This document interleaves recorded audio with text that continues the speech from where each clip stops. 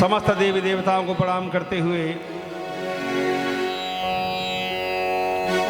भगवान की बड़ी कृपा रही जो आज ये सप्तम दिवस की कथा प्रारंभ होने को जा रही है। भगवत प्रेमियों, स्वामी श्री सुखदेव जी महाराज राजा परीक्षित को सावधान करते हैं कि राजा परीक्षित, तुम्हारे जीवन का ये आखिरी दिन है। इस आखिरी दिन में जीवन का कोई भी क्षण व्यर्थ ना निकल जाए, इसके मद्देनजर हम ये सुनना चाहते हैं आपसे कि आप का भगवान के श्री चरणों में मन लग रहा है या नहीं। राजा परीक्षित कहने लगे, हे सदगुरुदेव, भगवान के चरणों में मेरी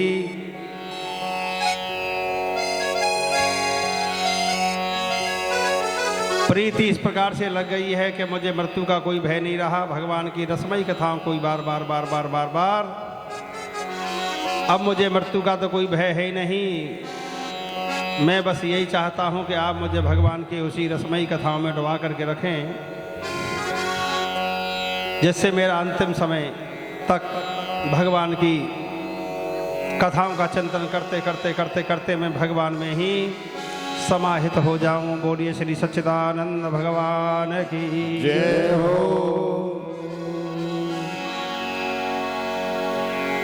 सभी भक्तगण बड़े प्रेम से भगवान की कथा मन लगा करके श्रवण करें। कल भगवान श्री श्याम सुंदर की रुक्मणी की एक साथ में शादी भई। हो हल्ला में हो सकता है आप लोगों ने नहीं समझ पाई हो ये बात। भगवान श्याम सुंदर की जब शादी हुई तो भगवान श्याम सुंदर ने अपने नंद बाबा को निमंत्रण भेजा था। सभी ब्रजवासियों ने द्वारिका में आने से मना कर दिया कि नहीं, हम नहीं जाएंगे उसका नहीं आके शादी में शामिल होने के लिए, जिसने लौट करके हमें ये नहीं देखा कि हम पर क्या गुजर रही है। हम उसकी शादी में शामिल बिल्कुल भी नहीं होंगे विवाह में, लेकिन हमें उसके विवाह की खूब खुशी है। हमें उसके विवाह की खूब खुशी है और हम यहीं पर जौनार करेंगे, यानी दावत करेंगे। भगवान श्याम सुंदर को खबर मिली तुम्हारे नंद बाबा ने तुम्हारे विवाह में आने के लिए मना कर दिया है। श्याम सुंदर खुद गए हैं और अपने सभी ब्रजवासियों को लेकर के आए और सबके सामने भगवान श्री श्याम सुंदर की शादी संपन्न हुई। अब देखो, जिस समय कृष्ण भगवान और रुक्मिणी की शादी हो गई, जयमाला डल गई, तो जब वो दोनों सिंहासन पर बैठ गए, जिस समय कृष्ण भगवान और रुक्मिणी ये साक्षात लक्ष्मी और नारायण ही तो हैं, जब सिंहासन पर बैठ गए थे, बाकी सभी द्वारिकावासी, मथुरावासी, गोकुल, वृंदावन, नंदगांव वासी सभी शादी में शामिल थे। वर और दुल्हन जैसे सिंहासन पर बैठ जाते हैं, सभी आशीर्वाद देते हैं उन्हें। ऐसे भगवान जिस समय विराजमान हो गए ना, तो क्या हुआ, जितनी ब्रज की गोपियां आई थीं, उन गोपियों के प्राण अपने शरीर में से निकल निकल के भगवान के शरीर में समा गए। गोपियों का शरीर मृत हो गया, उनके प्राण निकल गए। भगवान को याद करते करते उनके शरीर पीले हो गए। भगवत प्रेमियों, उन्हीं गोपी के शरीर से, उन्हीं गोपियों के शरीर से ये गोपी चंदन बना है, जिसको भक्त माथे पर लगाते हैं। ये गोपी चंदन उन्हीं गोपियों के शरीर से बना है। उनके शरीर पीले पड़ गए और भक्तगण मस्तक पर धारण करते हैं गोपी चंदन को। अब भगवान की ये तो लीला यहां पर हुई है। भगवत प्रेमियों,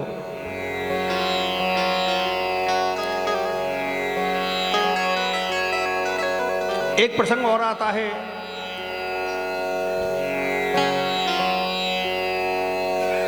कि भगवान शंकर जी के अंदर काम जगाने के लिए देवता ऋषियों ने कामदेव को जब भेजा था, भगवान शंकर की समाधि भंग करने के लिए तो भगवान शंकर जी ने अपने तीसरे नेत्र से कामदेव को जला दिया था। कामदेव जब जल गए तो कामदेव की जो पत्नी है रति, उसने आकर के भगवान शंकर जी से प्रार्थना करी कि हे स्वामी, तुमने मेरे पति को मार दिया, अब ये सृष्टि का संचालन कैसे होगा। भगवान शंकर जी बोले, देखो उसका शरीर तो जल गया है, बिना शरीर के वो रहेगा। और कृष्ण तनय होई पति तोरा, वचन अन्यथा होई न मोरा। जिस समय इस धरा धाम पर कृष्ण भगवान अवतार लेंगे, उनके रुक्मिणी के साथ में शादी हो जाएगी, जब तुम्हारे पति उनके पुत्र होकर के उत्पन्न होंगे। बोलिए श्री सच्चिदानंद भगवान की जय हो। कामस्तु वासुदेवांसो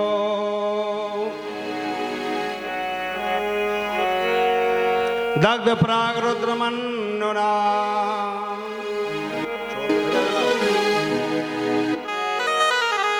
देहोपपतये भूयस्त मेव प्रत्यय पद्धत।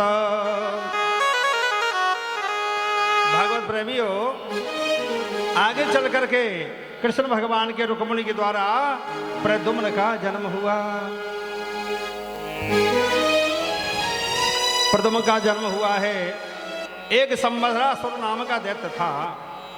संबरासुर, उसे पता थी कि कृष्ण भगवान के रुक्मिणी के द्वारा जो पुत्र पैदा होगा वो मुझे मारेगा। तो ये संबरासुर जो था, ये ध्यान रखता था कि कृष्ण भगवान के कब बेटा पैदा हो, कब बेटा पैदा हो। भगवत प्रेमियों, जब ये प्रद्युम्न जन्म गए तो यानी संबरासुर ने जाकर के द्वारका में से प्रद्युम्न को चोरी कर लिया।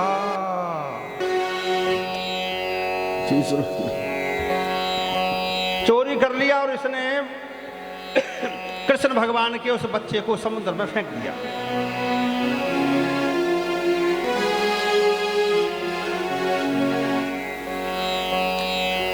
फेंक दिया। अब भगवत प्रेमियों, इधर क्या होता है, इधर ऐसा हुआ कि प्रद्युम्न को जो है एक मछली सटक गई और उस मछली को पकड़ लिया एक मछेरे ने। मछेरा उस मछली को देख करके बड़ा खुश हुआ, बड़ी तगड़ी मछली है। उसने कहा, रे मैं तो 12 महीने मछली मारने का व्यापारी करता हूं, क्यों ना ये मछली संबरासुर को उपहार में दे दूं। उस व्यक्ति ने वो मछली संबरासुर को दे दी। अब संबरासुर ने क्या क्या काम किया, संबरासुर ने वो मछली अपने रसोई में भिजवा दी बनवाने के लिए। उसकी संबरासुर की रसोई में मायावती रहती थी, जो रति थी पिछले जन्म की, कामदेव की पत्नी। तो कामदेव तो प्रद्युम्न होकर के जन्म गए और रति जो थी वो मायावती के नाम से संबरासुर के यहाँ रसोई में काम करती है। अब ये समय ये मछली वहां पहुंची तो मायावती ने जब मछली का पेट फाड़ा तो वो सुंदर बच्चा निकल आया। अब या को बात ध्यान आ गई कि नारद जी ने भी मुझसे कही थी कि तेरा पति होगा और ऐसे ऐसे तुझे मिलेगा। अब ये प्रद्युम्न महाराज छोटे से बालक हैं। अब छोटे बालक को क्या पता मेरी माता कौन है, मेरा पिता कौन है। उसकी तो जो उस पास में रहता है, जो सेवा करता है, उसका तो वही सब कुछ माता पिता है। अब हुआ क्या है, समय गुजरा तो प्रद्युम्न महाराज उस मायावती को अपनी माँ ही समझते थे। जब धीरे धीरे धीरे धीरे प्रद्युम्न बड़े भई तो मायावती के हाव भाव को देख करके प्रद्युम्न बोले, अरे माता, तुम मेरे साथ ऐसा व्यवहार क्यों करती हो। मायावती बोली, मैं तुम्हारी माता नहीं हूँ, मैं तुम्हारी पत्नी हूँ। मैंने तुम्हारा बड़ा इंतजार किया है मेरे स्वामी। तुम्हारा ऐसे भगवान शंकर जी ने तुम्हें जला दिया था और कितने समय से मैंने तुम्हारा इंतजार किया है और मैं तुम्हारी इंतजार में थी। तुम्हारा शरीर छूट गया था, तुम्हें नया शरीर मिला है। और सुनो, मैं तुम्हें बड़ा करके और यहाँ से दूर ले चलूंगी। एक दिन की बात है, मायावती ने प्रद्युम्न को अनेक प्रकार की माया सिखाई। संबरासुर को पता चल गई कि हमारा जो वैरी था, जो मैंने समुद्र में फेंक दिया था, वो तो मेरे घर में ही रह रहा है।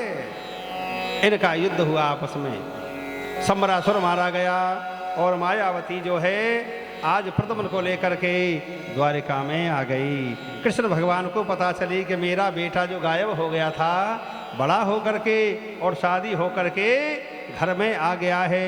बोलिए श्री सच्चिदानंद भगवान की जय हो।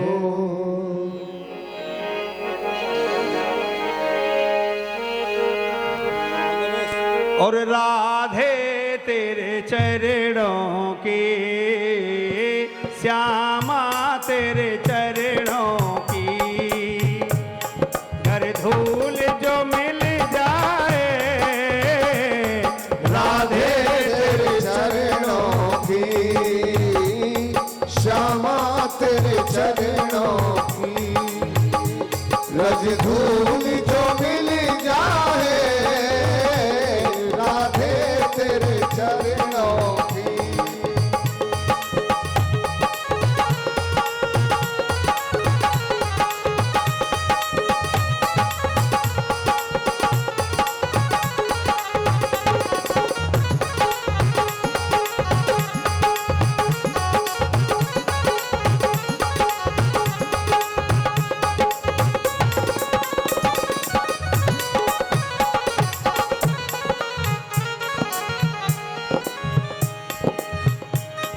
ये मन बड़ा चंचल है, कैसे तेरा भजन करूं।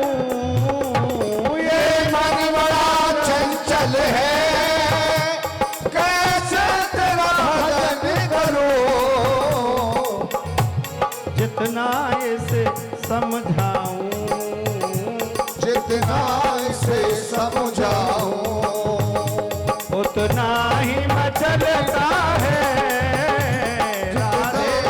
चरणों की, श्यामा तेरे चरणों की, रज धूल जो मिल जाए, श्यामा तेरे चरणों की।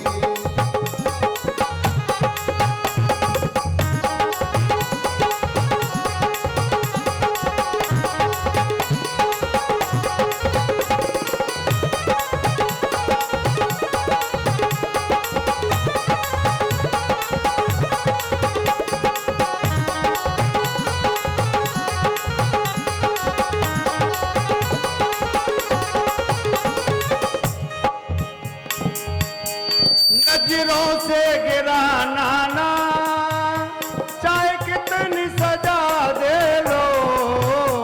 नजरों से गिराना, चाहे कितनी सजा दे लो। नजरों से जो गिर जाए, नजरों से जो गिर जाए, मुश्किल ही उबर पाए। नजरों से जो गिर जाए, मुश्किल है संभल जाए, राधे तेरे चरणों की।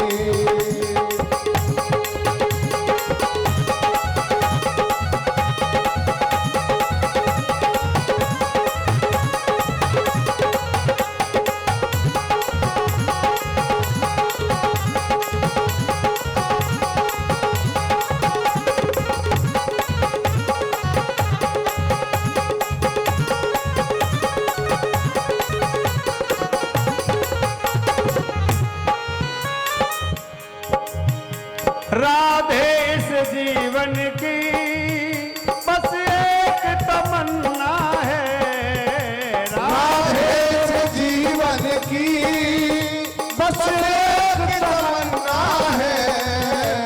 तुम सामने हो मेरे, तुम सामने हो मेरे, मेरा दम ही निकल जाए। तुम सामने हो मेरे, सामने हो मेरे, मेरा दम ही निकल जाए, राधे तेरे चरणों की।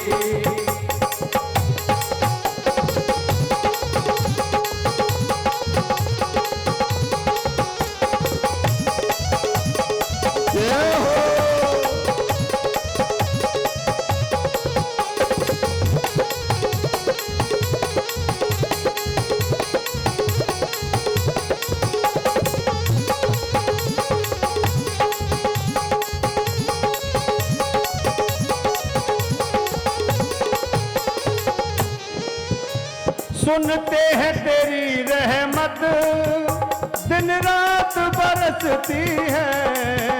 सुनते हैं तेरी रहमत दिन रात बरसती है। एक बूंद जो मिल जाए, एक बूंद जो मिल जाए, मन की कली खिल जाए। राधे तेरे चरणों की, श्यामा तेरे चरणों की, ब्रज धूल जो मिल जाए, श्यामा तेरे चरणों की।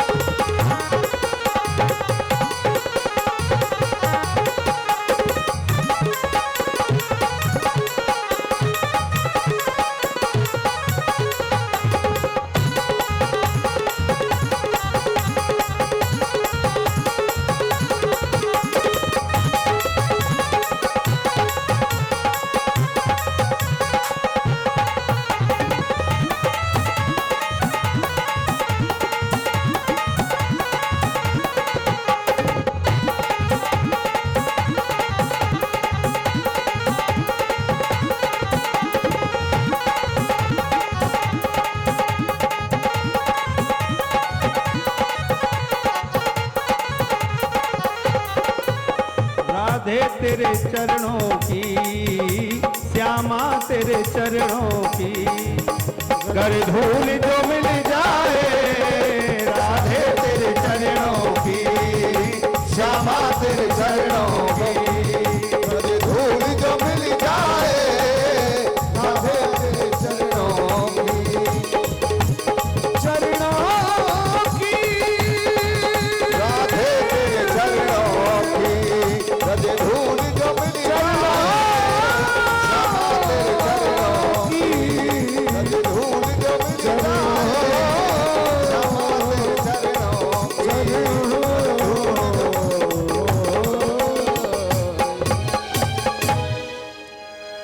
श्री वृंदावन बिहारी लाल की जय हो। भगवत प्रेमियों, सुखदेव स्वामी कहते हैं कि हे राजन परीक्षित, मायावती प्रद्युम्न को लेकर के द्वारका में आ गई तो द्वारिका में बड़ी खुशियां मनाई गई, बड़ी खुशी की लहर दौड़ गई, सभी बड़े प्रसन्न भये। आगे क्या होता है? सुखदेव स्वामी कह रहे हैं कि हे राजन परीक्षित, जो व्यक्ति चौथ का चंद्रमा देखता है, करवा चौथ के को तो सभी देखते हैं, चौथ का चंद्रमा देखता है, उसे झूठा इल्जाम लगता है, इसलिए चौथ का चंद्रमा नहीं देखना चाहिए। ऐसा ही हुआ, भगवान ने चौथ का चंद्रमा देख लिया तो एक घटना घटी। सत्राजित सुतनया कृष्णाया कृत किलबिषा,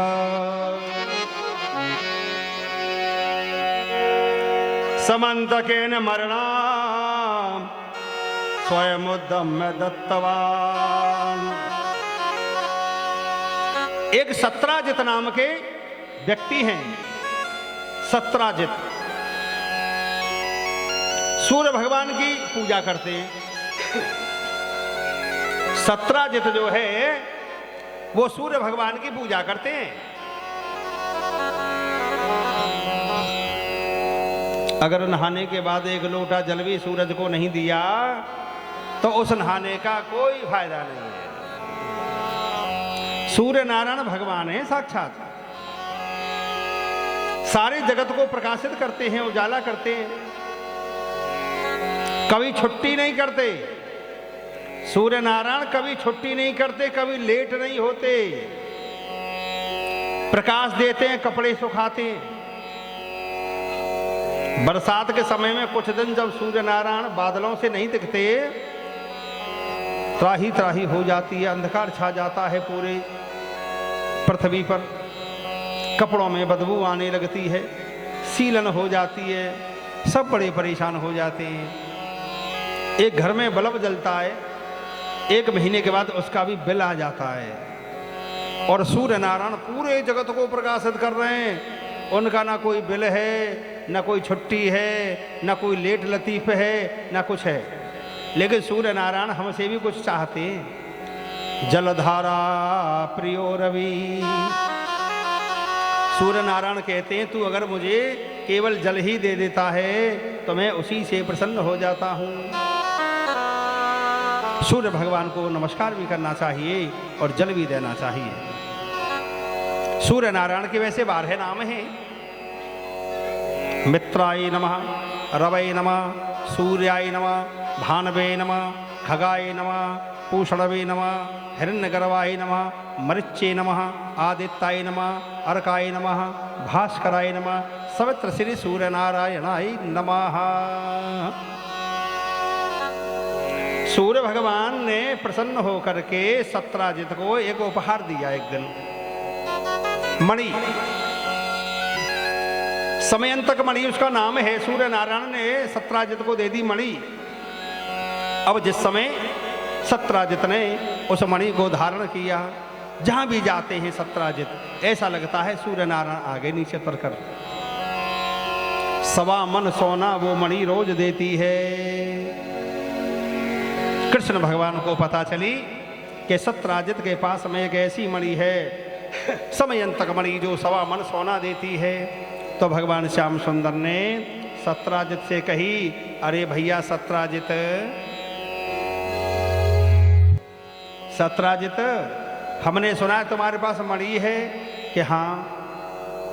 तो मणि को तुम रोज पहनते हो? कि नहीं, कभी कभी पहनता हूं।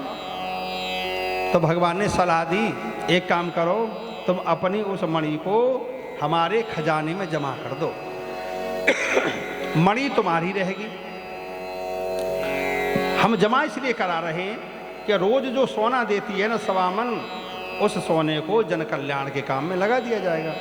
तुम इतने सोने का क्या करोगे? सत्राजित ने ना हाँ करी ना ही ना करी, चुप हो गए। भगवान ने फिर दोबारा नहीं कहा। अब एक दिन की बात है, सत्राजित का भाई है एक प्रसेन। प्रसेन ने कही, भैया अपनी मणि आज हमें दे दो, हम भी पहन लें।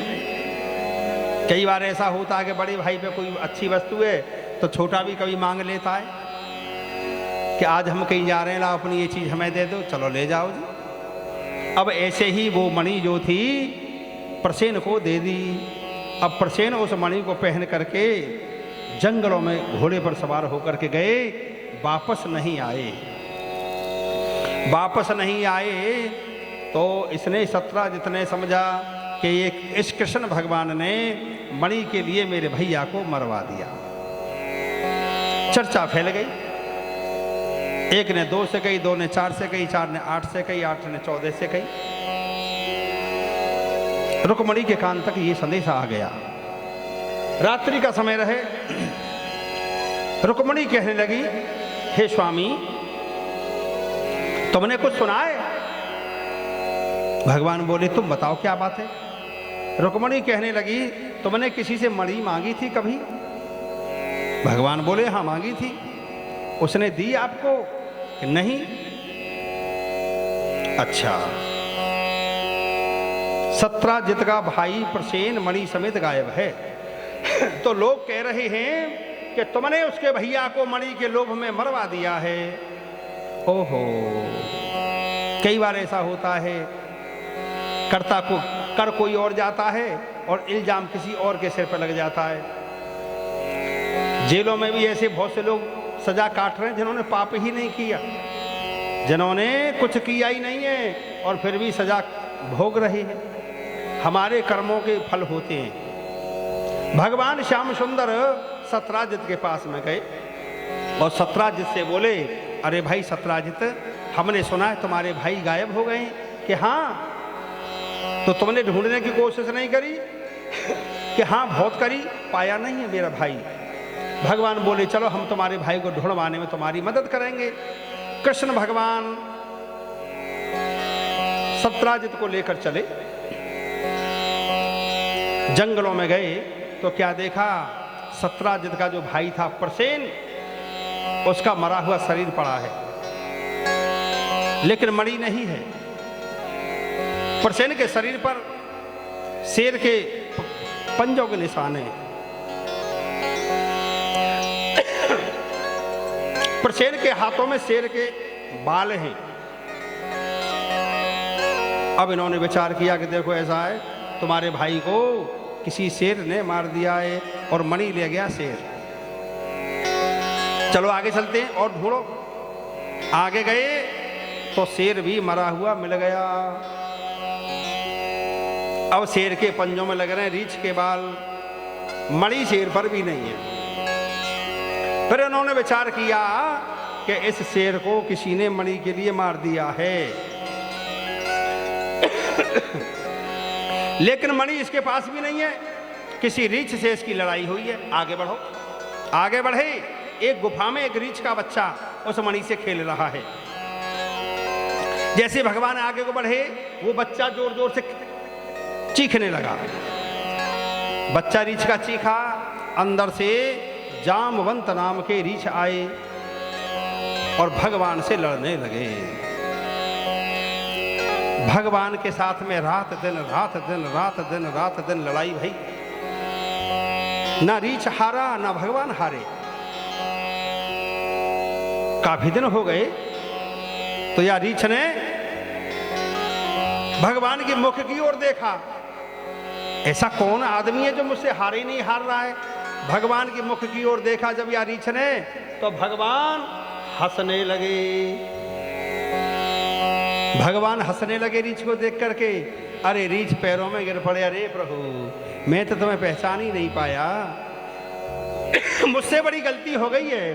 भगवान बोले कोई गलती नहीं है, सब विधि का विधान है। अरे जामवंत जी, जब मैं राम था, जब मैं राम बन करके आया था तो तुम हमारे साथ में थे। आप देखो, भगवान राम की जब रावण से लड़ाई की तैयारी हो रही थी तो भगवान राम ने न अयोध्या से सेना मंगाई और न जनकपुर से मंगाई। सेना तो वहां भी थी, भगवान राम ने सेना नहीं मंगाई। क्यों नहीं मंगाई पता है? उन्होंने इसलिए नहीं मंगाई